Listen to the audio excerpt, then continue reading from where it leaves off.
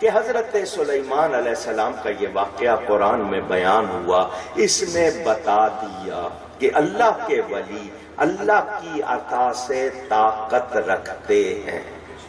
اب ایک سوال آ جاتا ہے، کچھ لوگ شبہ کرتے ہیں اور یہ کہتے ہیں کہ زندہ کی شان اور ہے، مردہ کا حال اور ہے۔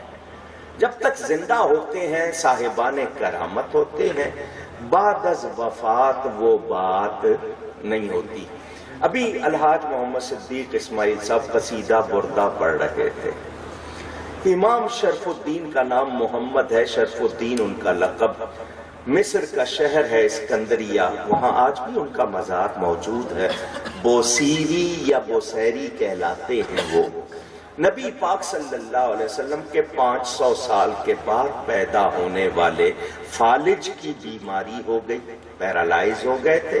یہ دماغ میں کہیں خون جم جاتا ہے، اس کے نیچے جتنی وینز رگیں ہوتی ہیں وہ کام چھوڑ دیتی ہیں، جس کو فالج کہتے ہیں۔ بستر پر بیٹھے نبی کی نعت لکھ رہے ہیں، مولایا صلی وسلم دائما ابدا علی حبیبک خیر الخلق کلہم۔ یا اللہ درود و سلام بھیج ہمیشہ ہمیشہ کس پر؟ اپنے حبیب پاک پر جو تیری مخلوق میں سب سے بہتر ہے۔ یہ نعت شریف لکھ رہے ہیں۔ فالج کی بیماری ہے، واٹس ایپ نہیں تھا کہ کسی کو روزانہ ایک شعر بھیجیں کہ آج یہ شعر لکھا ہے، آج یہ، نہ آئی ایم او تھا، نہ وائبر تھا، نہ ٹیلی گرام تھا، یہ ان کے پاس سہولت نہیں تھی سیل فون کی، ٹیلیکس نہیں تھا، فیکس نہیں تھا، ٹیلی فون نہیں تھا۔ آج سے 1000 سال پہلے کی بات۔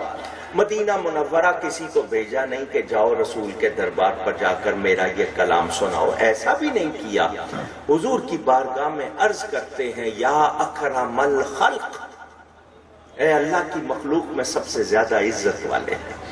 یا اکرم الخلق مالی من الوذ بہ سواک عند حلول الحادث العممی۔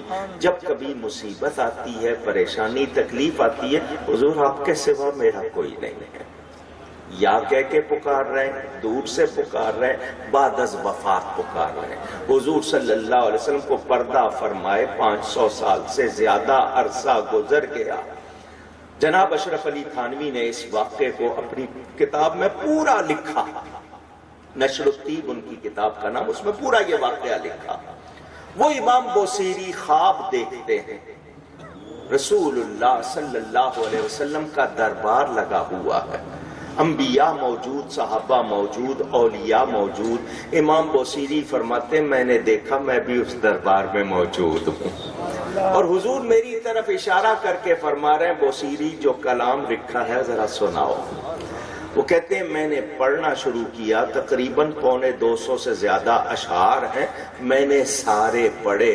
محفل یوں جھوم رہی تھی جیسے ہوا میں کھیت جھومتے ہیں، لوگ جھوم جھوم کے سن رہے تھے۔